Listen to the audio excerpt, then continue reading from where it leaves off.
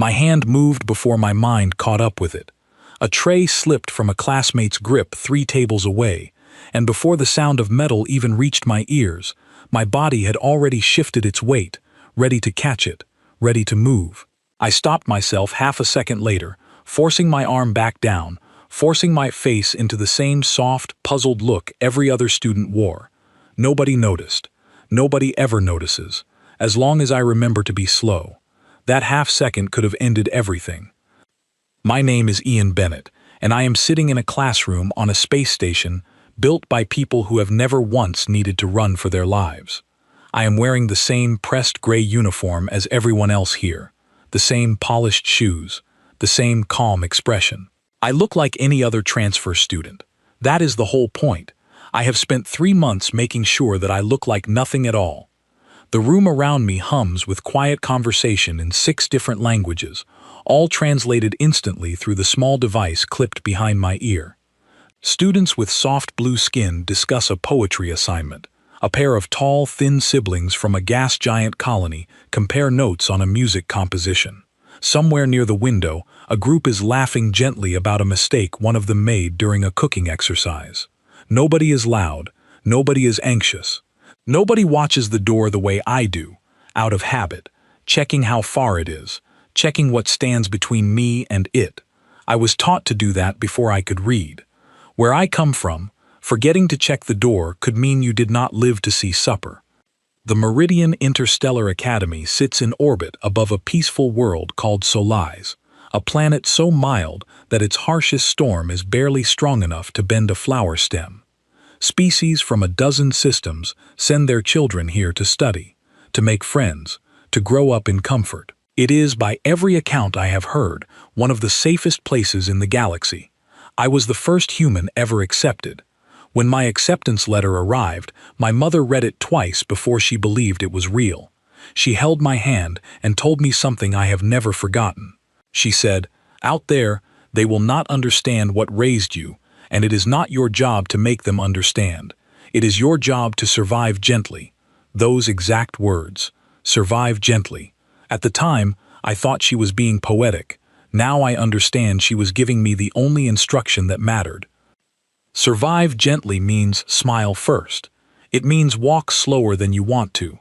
It means laugh at jokes that are not funny, because on my old world, laughter meant you were not a threat, and I have learned that the same rule works everywhere, even among the stars. Class begins, and Mrs. Whitfield, a soft-voiced teacher with pale lavender eyes and a manner so calm it nearly puts me to sleep, begins today's lesson on interspecies cooperation. She speaks about how far civilization has come since the old wars, how violence has been engineered out of nearly every advanced society, how most students in this room have never even witnessed a raised voice, let alone anything more severe. I keep my eyes on my notebook and nod along. What she does not know, what none of them know, is that the planet I come from never received that memo. Earth did not get gentler as it got smarter. It got harder. Every century, every generation, it demanded more from us just to keep breathing. Storms that could tear a house from its foundation. Animals that hunted in packs, smarter than some committees. Diseases, droughts, quiet dangers hidden under soil that looked perfectly safe. We did not conquer our world so much as survive it, one exhausting year after another, and something in doing that changed us. It sharpened something under the skin.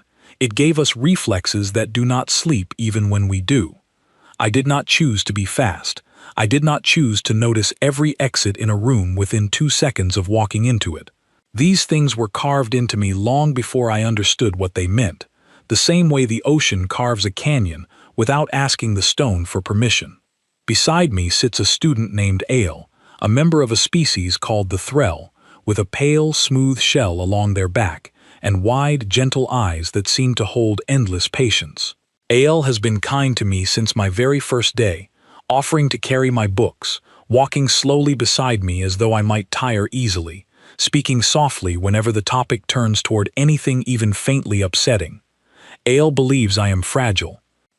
Ale believes most humans are fragile actually, because that is the story that reached the stars long before I did. Old broadcasts, old records, fragments of Earth's early history, arrived here decades before humanity built its first working starship. Those fragments painted a picture of a species barely holding on, struggling against a planet trying constantly to end them. It became something like a legend among the students here, a sad little story about the poor humans on their terrible world. I let them believe the legend. It is easier that way. It is safer that way. A fragile creature draws sympathy, not suspicion. A fragile creature gets offered help, not questions. And so I let Ale carry my books, even though I could lift the entire desk we are sitting at without much trouble. I let the other students speak to me slowly, as though I might not understand simple words. I let them believe my hands shake sometimes from weakness, when really, they shake because stillness itself feels unnatural to me, because on my old world stillness for too long often meant something dangerous was creeping closer. At lunch, I sit with Ale and two other students. A quiet, thoughtful boy named Leo from a colony built entirely underground, and a bright, talkative girl named Grace who has a habit of asking questions faster than anyone can answer them. Grace wants to know everything about Earth. She always does. Is it true, she asks, leaning forward, that your planet has creatures large enough to swallow a building? Not quite that large, I say, keeping my voice light and amused, though the truth is closer to her guess than she realizes. Some are big, though, big enough that you would not want to meet one on a walk. Leo shudders, and Grace's eyes widen with fascination rather than fear, the way someone reacts to a story about faraway monsters that could never possibly reach them here. Ale pats my hand gently, as though comforting me for having survived such things. It must have been terrifying, Ale says softly, growing up somewhere like that. I smile, and I let the smile hold just enough sadness to feel believable, without letting it hold the truth. It was home, I say simply. You get used to home. That answer satisfies them, the way it always does. They nod, feeling as though they understand, and the conversation drifts towards something lighter, some upcoming festival the school is planning, something about lanterns and music, and a dance nobody expects me to be very good at. I let my shoulders relax the way theirs do. I let my laugh come out a beat later than it wants to, matching their unhurried rhythm instead of my own instincts. Every gesture is a small performance, rehearsed alone in front of a mirror late at night, checked and corrected until it looked natural enough to pass. It has taken real effort to become someone this soft-looking. After lunch, our class moves to the observation deck for a lesson on cooperative problem-solving, a simple exercise where small groups must work together to move a series of light objects from one side of the room to the other using tools designed to be clumsy on purpose, testing patience rather than strength. Ale struggles gently with a lever, giggling in mild frustration, and I resist the pull in my arms to simply lift the entire platform myself and set it down where it belongs in 2 seconds. Instead, I fumble with the lever the way Ale expects me to. I let my movements look uncertain. I let myself take longer than necessary, matching the pace of a species that has never needed urgency the way mine has. It should feel exhausting, pretending this much, every single day. Some days it does, but there is another part of me, quieter, that finds a strange comfort in it too. Here, on this station, nothing chases me. Nothing waits behind a locked door at night, testing the frame for weakness. Nothing forces me awake at every distant sound. For the first time in my life, I am allowed to be soft, even if the softness is only a costume. I like the costume, some days, more than I probably should. Near the end of the lesson, one of the tools slips from Ale's grip and clatters loudly against the floor, the sound sharp and sudden in a room built for gentleness. Every student nearby flinches, a small, delicate reaction, the kind of startled jump a creature makes when it has never once needed a true flinch in its life. My body reacts differently. For one instant, faster than thought, I am already crouched low, already scanning the room, already calculating where the sound came from and whether it means danger. My hand has curled instinctively around the nearest solid object, ready to use it, ready to move. It lasts less than a second. It feels like an hour. I force myself upright, force my face into mild surprise instead of readiness, and laugh softly, the way the others laugh, brushing invisible dust from my sleeve as though nothing at all just happened. Ale apologizes sweetly for startling me. "It is nothing," I say, my voice perfectly level, "just a loud noise." Ale smiles, relieved, and the moment passes, folded quietly away where no one will ever look for it again. But walking back to my dormitory that evening, alone, with the artificial sky above the station slowly dimming into a painted imitation of dusk, I cannot stop thinking about that half-second, about how close the mask came to slipping, about how easily this whole careful performance could crack apart, revealing something underneath that none of these gentle, kind, trusting people are prepared to see. I do not know what would happen if they ever did see it. I only know that so far I have been lucky enough not to find out. I reach my dormitory door, press my palm against the scanner, and step inside, letting the door seal shut behind me with a soft, quiet hiss. Alone at last, I allow my shoulders to drop the way they truly want to, allow my eyes to sweep the room once, twice, checking corners out of pure habit even here, even now, even on a station where nothing has ever once tried to hurt me. Old instincts do not care how safe a place seems. Old instincts only care about staying alive. I sit on the edge of my bed and look down at my hands, steady now that no one is watching, and I wonder, not for the first time, how long I can keep doing this.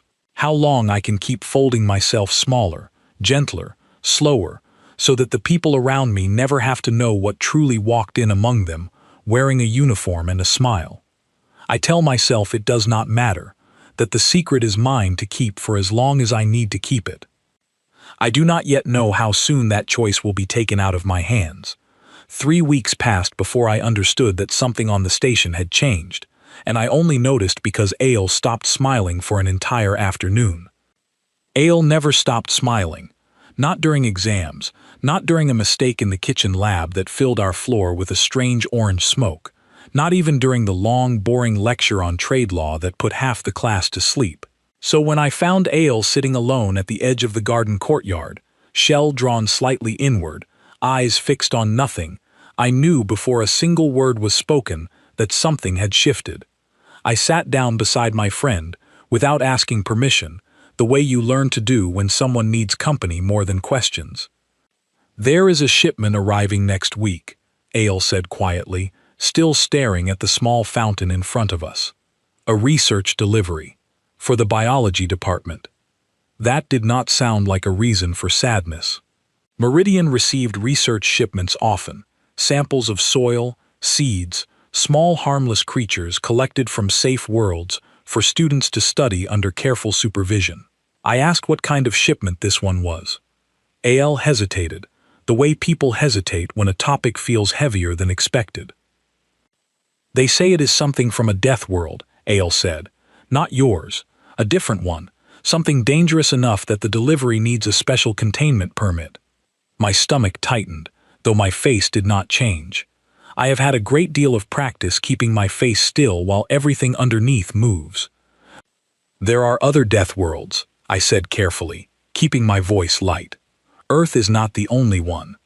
"I know," Ale said. "It is only that thinking about it makes me nervous. I do not like thinking about creatures that were built to survive violence." I wanted to tell Ale that Earth was not built to cause violence, only to survive it, that there is an enormous difference between the two, but I have learned that distinction rarely lands the way I mean it to. To gentle ears, survival and danger sound like the same word wearing different clothes. Instead, I placed a hand lightly on Ale's shoulder, the way I had watched other students comfort one another, matching gestures I did not grow up with but had learned to borrow. "It will be locked away safely," I said. "That is what containment means. You will probably never even see it."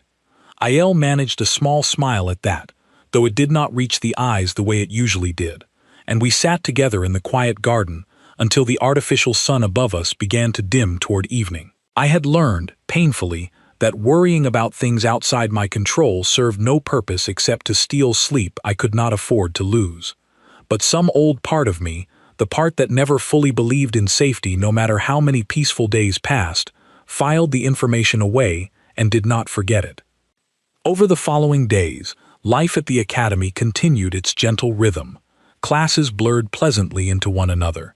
Grace nearly set off the science lab's alarm system twice in 1 week, both times laughing about it afterward, as though setting off alarms were simply part of her personality. Leo finally worked up the courage to perform his music composition in front of the class, and though his hands trembled the entire time, the applause afterward seemed to steady something in him that had been shaking for weeks. I found myself, more than once, genuinely enjoying these small moments. Not performing enjoyment, not measuring it, not translating it into something safer looking, genuinely enjoying it. There is a strange comfort in watching people who have never needed to be afraid simply exist without fear, laughing over small mistakes, worrying over grades instead of survival, planning festivals instead of escape routes. Some nights I let myself imagine what it might have been like to grow up somewhere this soft. I do not know if I would have liked that version of myself. I do not know if that version of myself would have liked me. The upcoming festival Grace had mentioned weeks earlier finally arrived, filling the main courtyard with paper lanterns strung between pale stone archways, their light glowing gently in shades of gold and soft blue, as the artificial sky above dimmed early for the occasion. Music drifted from small speakers positioned around the garden, unhurried melodies built for dancing that never demanded speed. I stood near the edge of the courtyard, watching students of a dozen species mingle without a single trace of tension between them, and felt, for a moment, something close to peace. Ale appeared at my side, shell-polished for the occasion, eyes bright again, the earlier worry from the garden apparently forgotten. "You are not dancing," Ale observed. "I do not know the steps," I admitted, which was mostly true. The steps themselves were simple enough. What I lacked was practice moving my body in ways meant purely for joy rather than survival. Ale extended a hand toward me, patient as always. "I will teach you," Ale said. "It is not difficult. You only have to trust the rhythm." I took the offered hand, and for the next several minutes, I let Ale guide me through slow, simple steps, laughing genuinely when I stumbled, catching my balance in ways that felt, for once, unremarkable rather than suspiciously quick. Around us, other students danced in loose, easy circles, and for that stretch of time, wrapped in lantern light and soft music, I nearly forgot to keep track of the exits. Nearly. It was during a quiet pause between songs, while I stood catching my breath beside Ale, that I noticed a group of faculty members gathered near the far edge of the courtyard, speaking in low, urgent tones that did not match the festival's mood at all. Mrs. Whitfield stood among them, her usually calm expression pulled tight with something that looked, unmistakably, like concern. I could not hear their words from that distance, not with ordinary ears, but I have never had ordinary ears. Not fully, not since the years spent listening for danger in tall grass back home. Fragments reached me anyway, carried faintly on the breeze between songs.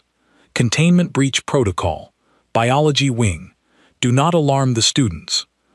The music started again a moment later, drowning out the rest, and the faculty group dispersed quickly, faces smoothed back into pleasant neutrality before any student nearby could grow suspicious. Aiel, distracted by a friend calling from across the courtyard, noticed nothing at all. I noticed everything. I spent the remainder of the festival smiling in all the right places, laughing when Grace told an exaggerated story about a mishap in the science lab, clapping along when Leo's composition played once more for the crowd, dancing a second time with Ale under lantern light that suddenly felt a little less warm than it had a moment before. But underneath the performance, a familiar coldness settled into my chest, the kind that used to arrive back home just before a storm broke, that particular stillness in the air that experienced instincts learn to recognize long before thunder ever sounds. Something had shifted, the way Ale's smile had shifted weeks earlier in the garden, and this time I did not think it would pass quietly. That night, I lay awake in my dormitory long after the lanterns outside had been extinguished, staring at the ceiling, running through everything I had overheard. Containment breach could mean many things, most of them small, most of them harmless, easily managed by a station this advanced. I told myself that repeatedly, the way you tell yourself a story you desperately want to believe. But sleep did not come easily, and when it finally did, it was the shallow, alert kind of sleep I had not needed in months, the kind where part of me remained listening even as the rest of me rested. The following morning brought no obvious sign of trouble. Classes proceeded as scheduled. Breakfast in the main hall smelled of sweet fruit and fresh bread, the same as always. Grace greeted me with her usual flood of questions, this time about whether humans dreamed the same way other species did, and I answered as best I could, grateful for a distraction from the unease still sitting quietly in my chest. It was not until midday, during our regular biology period, that the first real crack appeared. Our teacher for that class, a soft-spoken instructor named Mr. Farrow, arrived late, his usually tidy appearance slightly disheveled, a folder clutched tightly under one arm instead of carried the way he normally carried it. He apologized for the delay, explaining vaguely that there had been a minor equipment issue in the research wing, nothing for students to worry about. I watched his hands as he spoke. They were not steady. Class proceeded as normal after that, moving through a lesson on ecosystem balance that felt almost cruelly ironic given the tension humming quietly beneath the surface of the day. I took notes I barely absorbed, my attention split between the lesson in front of me and the memory of those overheard words from the night before.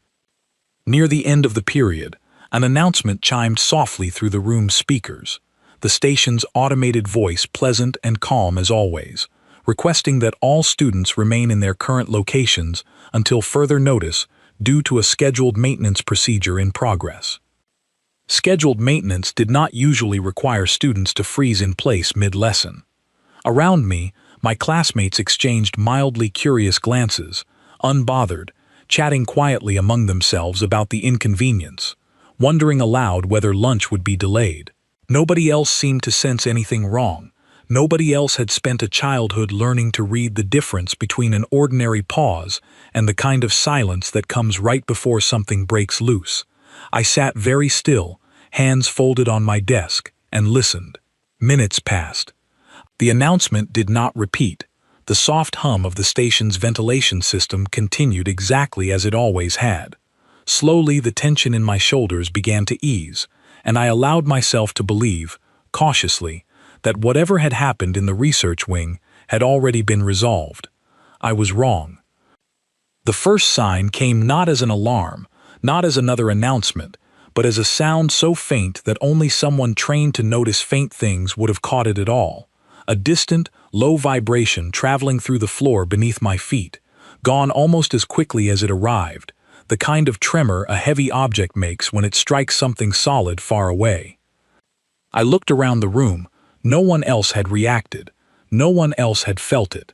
But I had felt it, the same way I used to feel the earliest tremor of a distant storm rolling in across open ground, long minutes before anyone else noticed the sky beginning to change. Something was moving through this station that should not be moving freely at all, and whatever gentle, peaceful world these students believed they lived on, I understood, in that quiet, cold moment, that the illusion was about to end for all of us. I did not know yet how soon, or how close, or how directly that ending would find me. I only knew that for the first time since arriving at Meridian, my instincts, the ones I had spent months carefully burying beneath smiles and slow movements and borrowed laughter, were awake, and they were telling me, with absolute certainty, that this was no longer a drill. The alarm came 12 minutes later, and it did not sound like any alarm I had heard on this station before. It was not the calm, measured tone used for drills, the one that asks students politely to proceed to designated safe zones without hurry. This alarm pulsed sharp and fast, a rhythm built to cut through comfort, built to make even the gentlest creature in the galaxy feel, for once in its life, a flicker of true urgency. Every student in the room went still. Mr. Farrow's folder slipped from his hands, papers scattering unnoticed across the floor as his eyes fixed on the small screen beside the classroom door, where a message had begun flashing in urgent red letters. Containment failure. Biology wing. All students remain sealed in current location. Security response in progress. Around me, panic arrived the way it arrives in creatures who have never needed to manage it before. Clumsy and overwhelming, spreading through the room like water through cracked stone. Grace's voice rose into something close to a scream. Leo pressed himself into the corner of the room, shell-like features on nearby students, drawing tightly inward, a defensive posture clearly meant for creatures that had never once needed to do anything but hide. Ale sat frozen beside me, hands pressed flat against the desk, eyes wide and unblinking, breath coming in short, uneven bursts. I felt my own heartbeat settle, not race, settle, dropping into the low, steady rhythm I remembered from childhood nights when something moved outside the walls of my family's shelter. That rhythm had always felt less like fear and more like clarity, the world slowing down just enough to let me see clearly what needed to be seen. The classroom door, meant to seal automatically during emergencies, flickered instead, caught in some malfunction between locked and open, sparks visible along one edge of its frame. Through the narrow gap where it had failed to close completely, I could hear something down the corridor outside, a low, dragging sound, heavy and deliberate, accompanied by a faint scraping noise against metal flooring that raised the fine hairs along my arms. Whatever had broken loose from containment was close, and it was moving in our direction.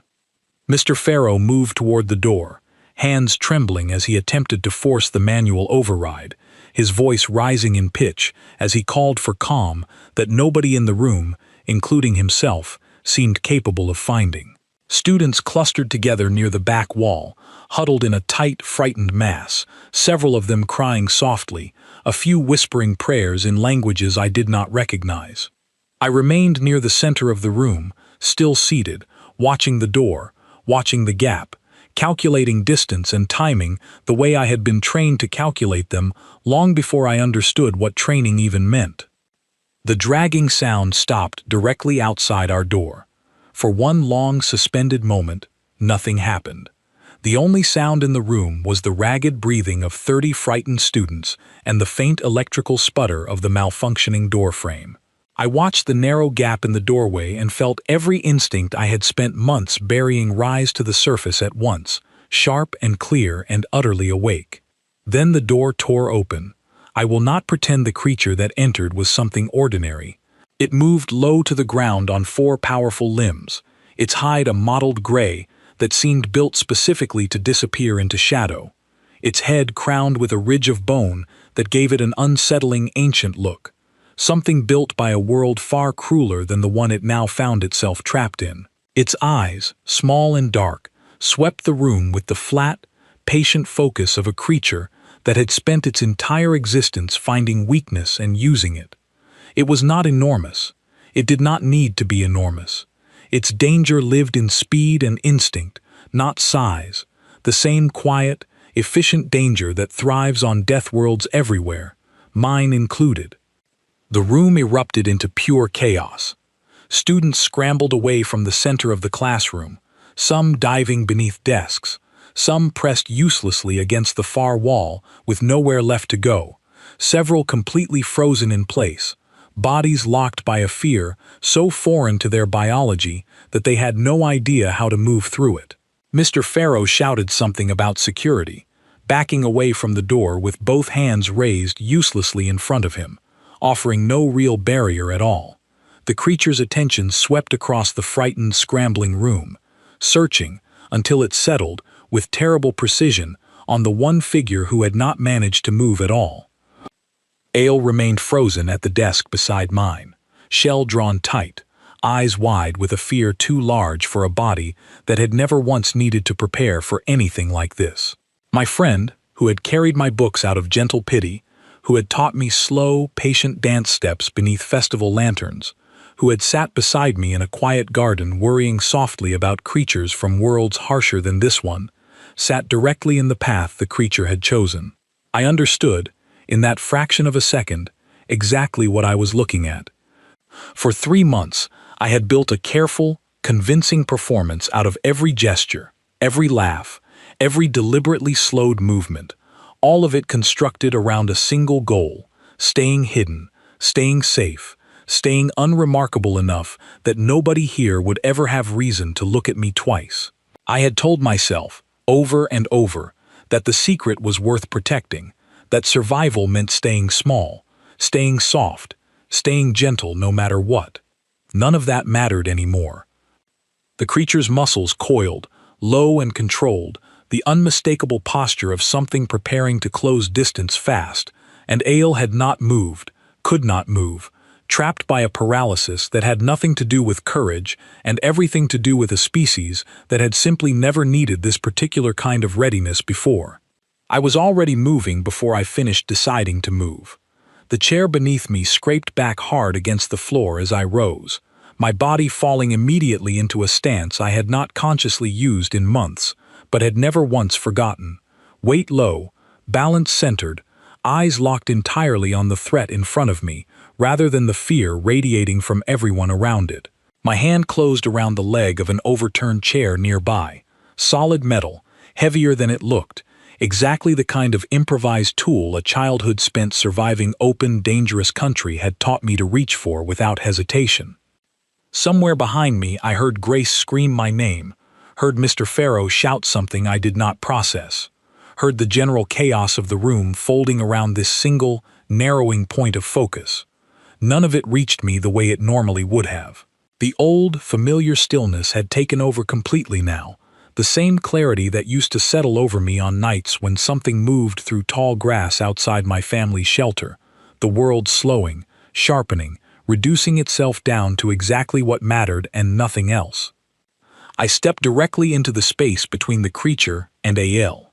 The creature's dark eyes shifted toward me, its focus redirecting instantly, the way a predator's attention always redirects toward whatever suddenly stands between it and easier prey. For one heartbeat, it simply studied me, head tilted slightly, as though trying to understand why the smallest, softest-looking creature in the room had just placed itself directly in harm's way instead of running like everything else in the room clearly wanted to. I did not run. I had spent 3 months teaching my body to move slowly, to laugh gently, to flinch convincingly at pretend dangers designed for creatures that had never faced a real one.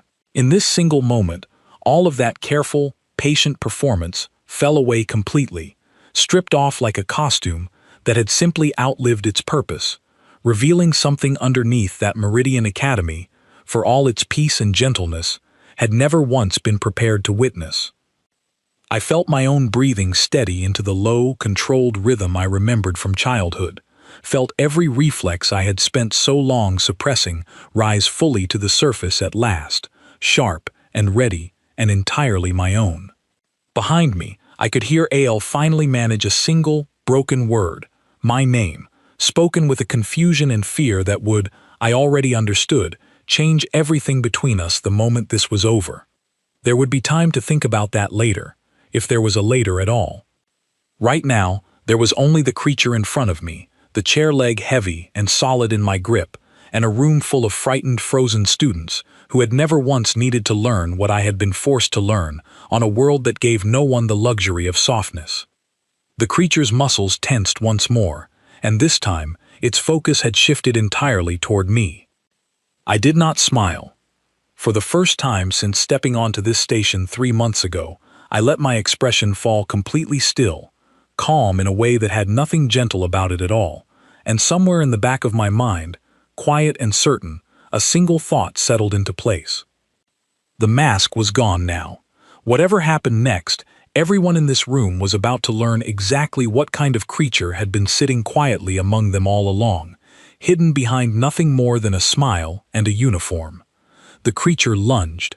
I moved. What happened over the next several seconds unfolded too quickly for most of the students in that room to fully process, though I would later learn, from the shaking, disbelieving accounts several of them gave afterward, that they remembered fragments of it with startling clarity, pieces that would stay with them long after the danger itself had passed. They remembered the sound of metal striking something solid, sharp and controlled rather than wild. They remembered how I did not scream, did not freeze, did not do any of the things their instincts told them a creature in danger was supposed to do. They remembered, most of all, how fast I moved, faster than anything they believed a soft, fragile human was capable of moving, my body shifting through the small, dangerous space between myself and the creature with a fluid, practiced control that looked, to eyes that had never witnessed anything like it before, almost impossible. I was not thinking about any of that in the moment itself. There was no room in my mind for anything except distance, timing, and the narrow window of opportunity that childhood instincts, honed over years of genuine danger, recognized and used before conscious thought could even catch up. The creature was fast, faster than most things I had faced back home, but speed alone had never been enough to survive Earth. Survival there demanded reading intention before it became action, understanding where a threat was going before it fully committed to going there. I had learned that lesson young, learned it the hard way, learned it in moments that had nothing gentle about them at all. I used every fragment of that hard-learned knowledge now. The confrontation was brief, far briefer than the panic in the room made it feel, and when it ended, the creature had been driven back, contained within the narrow space near the doorway where security teams, finally breaking through the malfunctioning door, moved in with proper equipment to secure it fully. I stood in the center of the classroom afterward, chest rising and falling steadily, the chair leg still held loosely in one hand, my uniform torn along one sleeve, a shallow scrape along my forearm the only visible sign of how close the moment had truly come to something far worse. The room around me had gone completely silent. Every student, who moments earlier had been screaming, crying, frozen against the walls in useless terror, now stared at me instead, their expressions caught somewhere between disbelief and something closer to fear, the same instinctive uncertainty a gentle creature feels when it realizes, for the first time, that something far more dangerous than expected has been standing quietly among them all along. Ale remained seated exactly where I had left them, eyes fixed on me with an expression I had never once seen on my friend's face before. Not pity, not gentle concern, but something raw and searching, the look of someone meeting a stranger wearing a familiar face. I opened my mouth to say something, anything, some small reassurance that might ease the tension now filling the room, but no words came. For 3 months, I had rehearsed exactly what to say in every ordinary situation, every polite exchange, every gentle laugh required to keep my secret safely hidden. I had never once rehearsed what to say in this moment, because some quiet, honest part of me had always known that eventually, no matter how carefully I performed softness, the truth of what I was would find its way into the light. That moment had finally arrived, and standing there in the wreckage of my own carefully built disguise, I understood, with a strange and heavy certainty, that nothing about my life at Meridian Academy would ever be quite the same again. Security arrived in full force less than a minute later, a team of 6 officers in reinforced gray armor, moving with the practiced efficiency of people trained for emergencies that almost never happened on a station like this. They secured the creature quickly, guiding it into a reinforced containment unit that had clearly been designed with far more caution than whatever had failed to hold it the first time. One of the officers, a tall woman with short silver hair and sharp, assessing eyes, turned toward me almost immediately, her gaze moving over the torn sleeve of my uniform, the shallow scrape along my forearm, the chair leg still loosely gripped in my hand as though I had forgotten, in the sudden quiet, that I was still holding it. "You engaged the creature directly," she said. It was not a question. I set the chair leg down carefully, aware suddenly of every eye in the room fixed on me, and nodded once. "It was heading toward my classmate," I said. "I did what needed to be done." The officer studied me for a long moment, an expression crossing her face that I recognized immediately, the particular look of someone recalculating everything they thought they understood about the person standing in front of them. She glanced briefly toward AL, still seated, still watching me with that same searching, uncertain expression, then back toward me. "That was not an ordinary response," she said carefully. "Most students in that situation would have frozen." "I am not most students," I said, and immediately regretted how flat and honest the words sounded, stripped of the careful softness I had spent months practicing. The officer did not press further, though her eyes lingered on me a moment longer before she turned to coordinate the rest of the containment effort. Around the room, other officers moved calmly among the students, checking for injuries, offering quiet reassurance, guiding the more shaken among us toward seats, while the situation stabilized fully. Mr. Farrow approached me hesitantly once the immediate danger had passed, his earlier panic replaced now by something closer to stunned confusion. He opened his mouth several times before finally managing to speak. "I did not know you could move like that," he said quietly.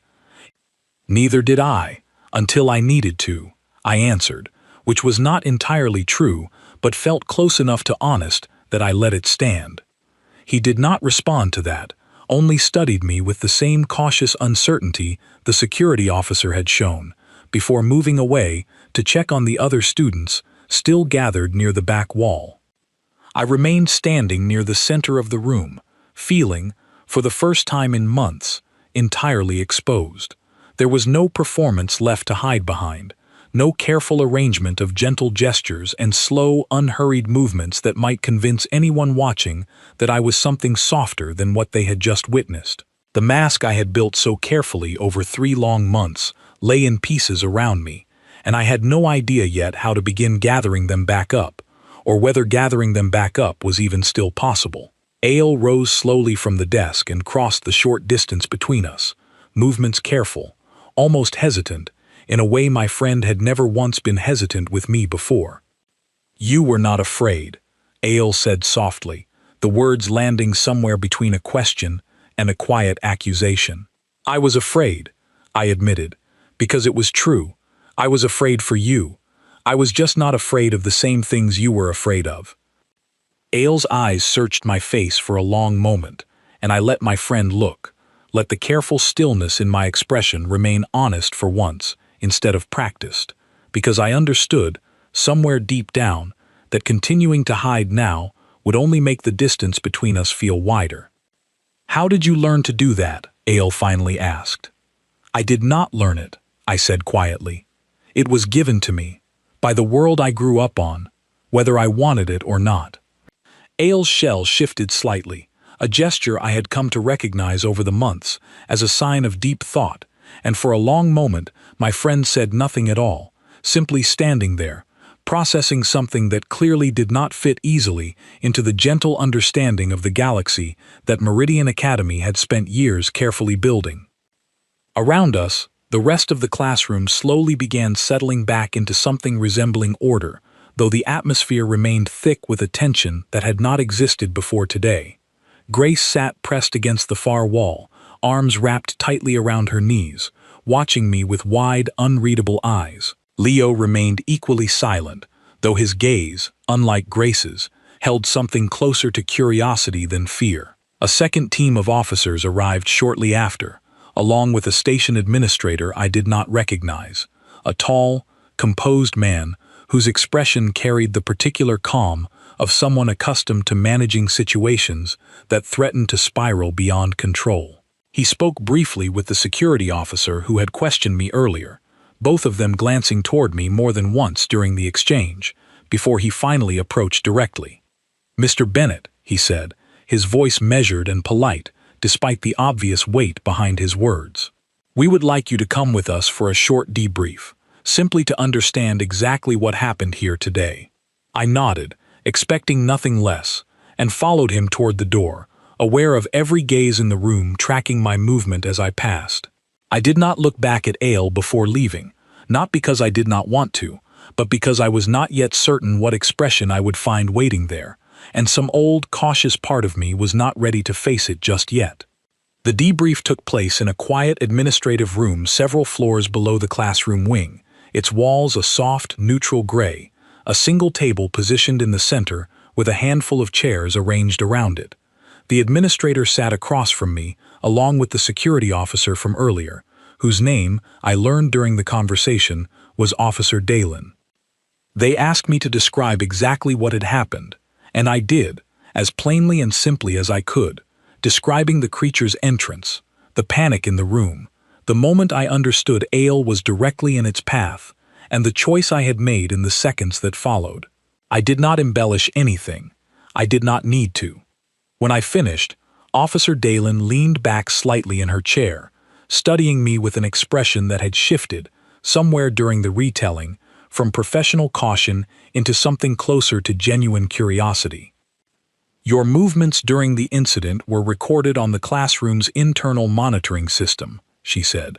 I have reviewed dozens of security responses to creature containment failures over the years. I have never seen a civilian, let alone a student, respond the way you did. I did not know how to answer that in a way that would not sound either boastful or evasive, so I simply told the truth. Where I come from, hesitation gets people hurt, I said. I was not taught to freeze. I was taught to act.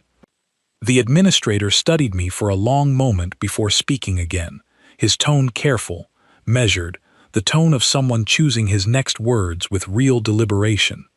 We were aware, in a general sense, that Earth was classified as a high-difficulty environment, he said. I do not believe any of us fully understood what that classification meant in practical terms, until today. I considered several possible responses to that, most of them careful and diplomatic, the kind of answer I had spent 3 months learning to give. Instead, I found myself telling him something closer to the truth than I had told anyone since arriving at Meridian. Earth does not make monsters, I said quietly. It makes people who know how to survive monsters. There is a difference, even if it does not always look like one from the outside. The room fell quiet for a moment after that, the administrator and Officer Dalen exchanging a brief, unreadable glance before the conversation moved on to more practical matters. Questions about the creature's origin, questions about containment failures, questions that had little to do with me directly. I answered what I could, though most of the technical details belonged to people far more informed than a transfer student sitting in on a biology lesson. Eventually, the debrief concluded, and Officer Dalen walked me back toward the residential wing personally, her earlier professional distance softened somewhat by the events of the day. For what it is worth, she said as we walked, what you did back there likely saved your classmate's life. Whatever complicated feelings today stirs up, that fact should not get lost in the middle of it. I thanked her quietly, though the words felt strange in my mouth, disconnected from the tangled mess of relief, exposure, and uncertainty still sitting heavily in my chest. By the time I reached my dormitory, evening had settled fully over the station. The artificial sky above the courtyard dimmed into its usual soft imitation of dusk. I sat on the edge of my bed for a long time without moving, staring at my torn sleeve, at the shallow scrape along my forearm that had already begun to heal, thinking about the look on Ale's face when the mask had finally come off. 3 months of careful, deliberate softness had unraveled in the span of a few seconds, and there was no way to gather it back up now, no way to convince 30 frightened students that what they had witnessed was somehow smaller or less real than it had actually been. I did not know yet whether that unraveling would cost me the fragile friendships I had built here, the quiet, comfortable place I had carved out for myself among people who had never once needed to understand a world like mine. I only knew that for the first time since stepping onto this station, I had stopped pretending entirely, and whatever came next, there would be no folding that particular truth back into hiding. A soft chime sounded at my door sometime later, gentle and familiar, the specific pattern Ale always used when visiting. I hesitated only briefly before rising to answer it, bracing myself, uncertain what expression I would find waiting on the other side, uncertain whether the friendship built over 3 careful, quiet months could survive the sudden, undeniable truth of what I actually was. I opened the door to find Ale standing there alone, shell-polished the way it always was in the evening, hands clasped together in a nervous gesture I had never once seen from my friend before. For a long moment, neither of us spoke, the silence between us heavier than any silence I had known since arriving at Meridian. "May I come in?" Ale asked finally. I stepped aside without a word, and Ale entered slowly, glancing around my small dormitory room as though seeing it for the first time, though of course this was not true. Yael had visited a dozen times before, always comfortable, always at ease among the simple furniture and the few personal items I had brought with me from home. Tonight, that ease was gone, replaced by something careful and uncertain. We sat across from each other, Yael perched on the edge of my desk chair, me on the bed, the space between us feeling wider than the few short steps that actually separated us. "I have been trying to understand something since this afternoon," Yael said eventually, voice soft but steady. "And I do not think I can. Not fully. Not on my own." I waited, saying nothing, letting my friend find the words at whatever pace they needed to arrive. "You were not just fast today," Yael continued. "You were calm. Completely calm, in a moment that made everyone else in that room fall apart. I keep asking myself how someone learns to be calm like that, and every answer I imagine frightens me a little." I understood the fear underneath that question, understood it better than Yael probably realized. It is one thing to hear stories about a difficult world from a comfortable distance, tales of storms and creatures and hardship that stay safely contained within old records and second-hand accounts. It is another thing entirely to watch that world's fingerprints move directly through someone you have laughed with, danced with, shared quiet afternoons with in a peaceful garden. "I was not born calm," I said finally. "Nobody is. I was made calm, the same way water is made still by finding its way around every rock in its path. My home did not give me a choice about learning that. It only gave me a choice about whether I survived long enough to use it." Yael's eyes remained fixed on me, searching, though the fear in them had softened slightly, replaced by something closer to genuine curiosity. "Tell me," Yael said, "please. I do not want to be afraid of you. I would rather understand." And so, for the first time since arriving at Meridian, I told someone the truth, not the polished, softened version I had rehearsed in front of a mirror for months, but the real shape of it, the actual weight of growing up on a world that demanded constant vigilance simply to reach adulthood. I told Yael about storms strong enough to reshape entire coastlines overnight, about predators that hunted in patterns intelligent enough to outthink careless prey, about the particular exhaustion of a childhood spent learning, again and again, that softness left unchecked could be dangerous, in ways gentleness alone could never protect against. I told Yael that none of this made Earth a cruel place, only a demanding one, and that the people who came from it were not monsters wearing human shapes, but survivors who had simply never been given the luxury of forgetting how close danger could come. Yael listened without interrupting, shell occasionally shifting in that familiar gesture of deep thought, until I finally reached the end of what I had to say, the room settling into a quiet that felt, for the first time that evening, less like tension and more like understanding. "I am sorry," Yael said eventually, "that you had to hide so much of yourself just to feel safe here." I did not expect that response, and something in my chest loosened slightly at hearing it, a tightness I had carried for months without fully realizing how heavy it had become. I did not know how else to do it, I admitted. I was afraid that if people saw what I truly was, they would not want me here at all. Yael reached across the small space between us and rested a gentle hand on mine, the same comforting gesture my friend had used countless times before, though it felt entirely different now, no longer offered out of pity for a fragile creature, but out of genuine, clear-eyed care for exactly who I actually was. "You saved me today," Yael said quietly. "Whatever you had to become to do that, I am grateful for it. I do not think that gratitude requires you to be small anymore."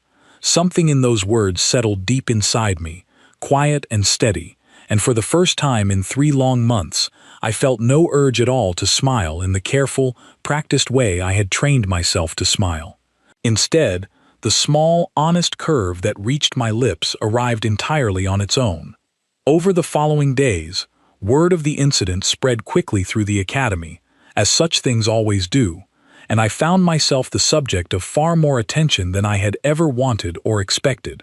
Students I had never spoken with before approached me in hallways, some with genuine curiosity, a few with lingering caution, most simply wanting to understand more clearly what exactly had happened in that classroom and what it meant about the quiet, unremarkable human who had been sitting among them all along. Grace, predictably, had more questions than anyone, cornering me during lunch on more than one occasion with an endless stream of curiosity about Earth, about survival, about whether every human carried the same abilities I had shown that day. I answered what I could, patient with her enthusiasm even when it grew slightly overwhelming, grateful, in a strange way, that her fear from the incident had settled so quickly back into simple fascination.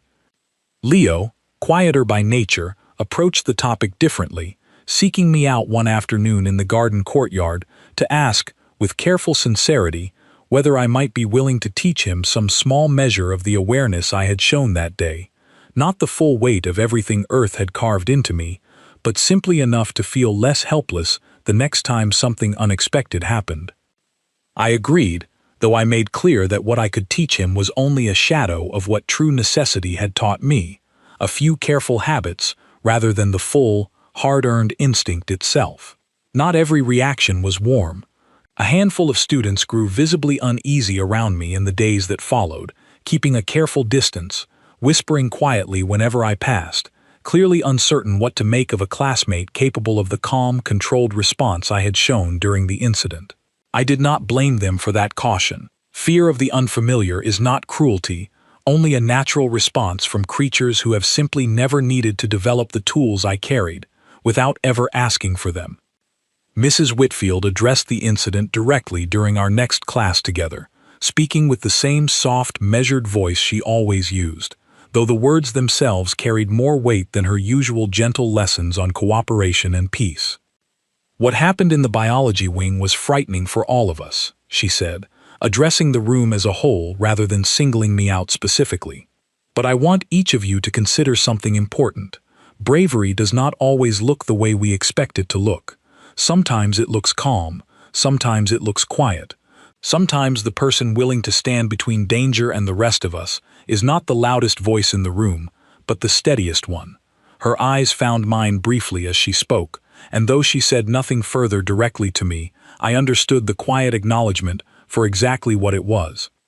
Roughly a week after the incident, I was called once more to the administrative office, though this meeting carried a very different tone than the tense debrief that had followed the containment breach itself. The same composed administrator greeted me, along with Officer Dalen, both of them appearing notably more relaxed than during our previous conversation.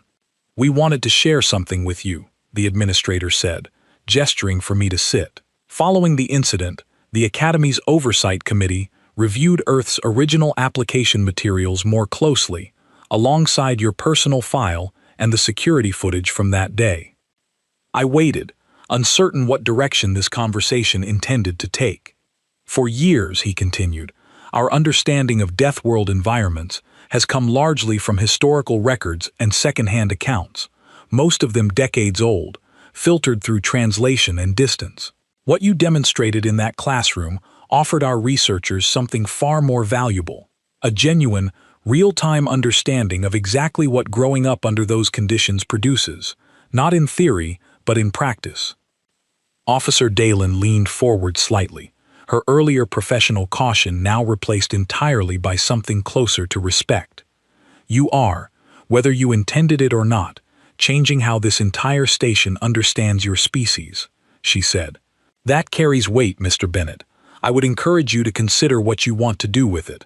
I left that meeting with far more to think about than I had walked in carrying, turning the conversation over carefully in my mind as I made my way back toward the residential wing. For 3 months, I had operated under the belief that survival here meant disappearing as completely as possible into gentle, unremarkable softness, folding away every trace of the world that raised me until nothing remained visible except a convincing imitation of ease. That belief, I understood now, had been built on fear rather than necessity, a fear that the truth of where I came from would only ever be seen as something frightening, something to distance myself from rather than something worth understanding on its own terms.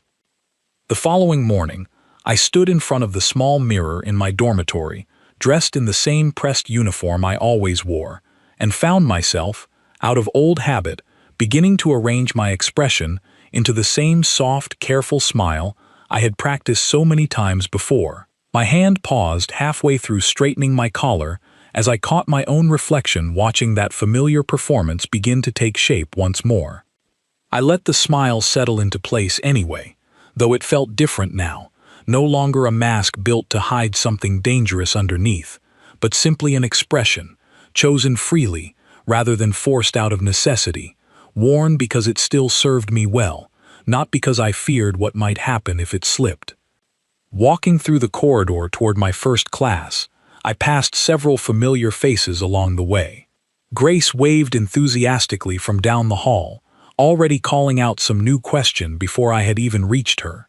Leo offered a quiet nod, the particular kind of acknowledgement shared between people who have begun, carefully, to trust one another. Even a few of the more cautious students offered small, uncertain nods as I passed, gestures that carried the early, fragile shape of understanding rather than fear. Ale waited for me just outside the classroom door, shell-polished, eyes bright, exactly the way my friend had waited every morning since our very first day together, though something in that familiar posture now felt entirely different, built on honesty rather than careful pretense. "Ready?" Ale asked, falling into step beside me as we entered the room together. I glanced sideways at my friend, feeling the last small traces of tension from the past week finally begin to ease from my shoulders, and answered honestly, for what felt like the first time in a very long while. "I have been ready for a while now," I said. "I just needed everyone else to catch up." Ale laughed softly at that, a genuine, easy sound, and together we crossed into the classroom, taking our familiar seats near the window as the rest of our classmates filed in around us, the ordinary rhythm of another school day settling comfortably into place. I still smiled the same easy smile I had practiced so carefully all those months ago. I still moved with the same measured pace, still laughed gently at the small, harmless jokes that filled these peaceful hallways every single day. None of that had changed, not really. What had changed was everything underneath it, no longer buried out of fear, but carried openly now, a quiet, steady truth that no longer needed hiding behind a uniform and a smile to feel safe. Somewhere far beyond this station, my old world continued turning the way it always had, unforgiving and demanding, shaping its children into something the rest of the galaxy had only ever understood through old, faded records and half-believed legends. I understood, sitting there in that quiet, sunlit classroom surrounded by friends who had finally seen the truth of what I was, and chosen, in the end, to stay beside me anyway, that those legends were about to change, one small, steady moment at a time, beginning with a single human who had learned, at last, that surviving gently did not mean surviving in hiding. The lesson began, ordinary and unremarkable, and I settled into my seat, ready, fully and honestly, for whatever this new, gentler world still had left to teach me.